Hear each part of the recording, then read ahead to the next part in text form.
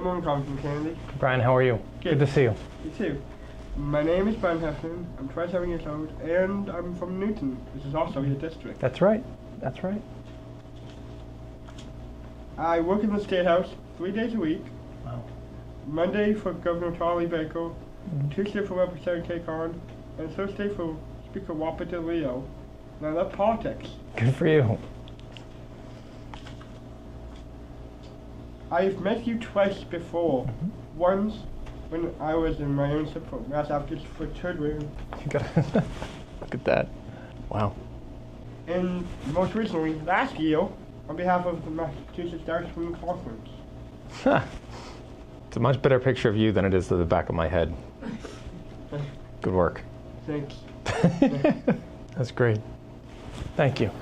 Voting is really important to me. In fact, when I turned 18, I registered right away. That's pretty awesome. Good for you, Brian. Can you tell me about your first time voting? So, would have been 18 in a general election in 1998. At that point, I was living in Cambridge, and the voting location was right down the street at the Tobin School. And so I imagine my brother and I and my mom would have gone down and voted in that election. And you know, for somebody that grew up around politics, my dad, it would have been the first time that he actually wasn't going to be on the ballot in a while. He was our congressman for obviously a long, long time. But growing up around it and through it, understanding how important it is, it's a thrill. It was a thrill then, and it's an honor now, obviously, every time I go into a voting booth and have a chance to cast a vote for our representation at every level, from the President of the United States to our state officials.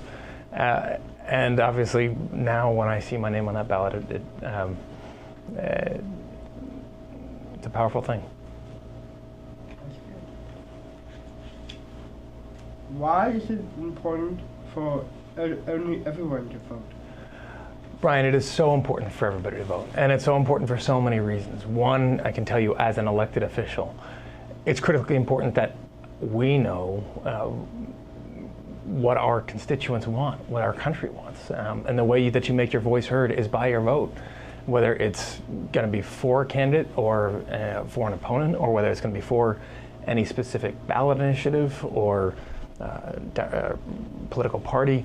This is our chance as a nation to make sure that your voices are, in fact, our voices are heard. And so it's so critically important for